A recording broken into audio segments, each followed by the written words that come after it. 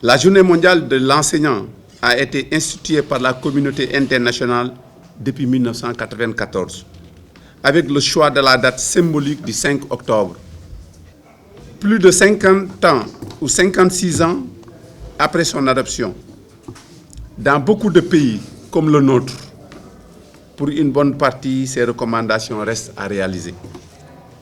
Cette journée est l'occasion pour les enseignantes et enseignants et les autres acteurs de l'éducation de débattre et d'approfondir le thème proposé et d'en tirer les conclusions pratiques en termes d'orientation d'action. Pour la présente édition, le thème retenu par l'International de l'éducation, en concertation avec l'UNESCO et l'OIT, est la transformation de l'éducation commence par les enseignants. Pour nous, c'est l'occasion, c'est le moment, mais vraiment dans les meilleurs délais, de travailler à ce que le décret 114-347, mais également le décret 2006-392 soit modifié. Nous avons beaucoup attendu. Les enseignants décisionnaires commencent à aller à la retraite. Nous considérons que le ministère de la fonction publique doit apporter des solutions à ces difficultés. Mais lui également, on attend de lui des réponses concrètes. Le gouvernement du Sénégal a recruté 5000 enseignants l'année dernière.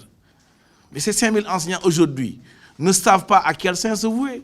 Et pourtant, en principe, le 1er octobre, ils devaient pouvoir déposer le dossier et être intégrés dans la fonction publique. Le ministère de l'Urbanisme, nous l'attendons. Il avait fait la ferme promesse de remettre au syndicat d'enseignants au plus tard, le 31 décembre 2022, toutes les actes. Nous l'avons interpellé. En ce moment, il s'était porté absent aux abonnés. Nous considérons également, lui, doit des réponses aux enseignants sur la question des zones d'aménagement concertées, relativement les parcelles de Tivaouane, de Louga, de Denis Biramdaou, de Ziguinchor également.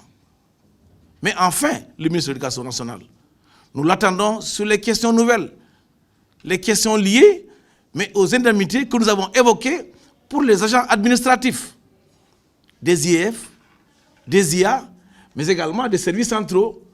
Nous considérons que si chacun accepte tout de suite et maintenant, mais de reprendre la table des négociations, d'ouvrir des négociations sur ces questions qui sont agitées, nous pourrons effectivement arriver à une année scolaire apaisée. Ce ne sont pas des menaces, c'est des rappels pour que chacun le comprenne comme tel et que chacun puisse comprendre que la centralisée, c'est l'élève, mais au-delà de l'élève, c'est l'école sénégalaise globalement.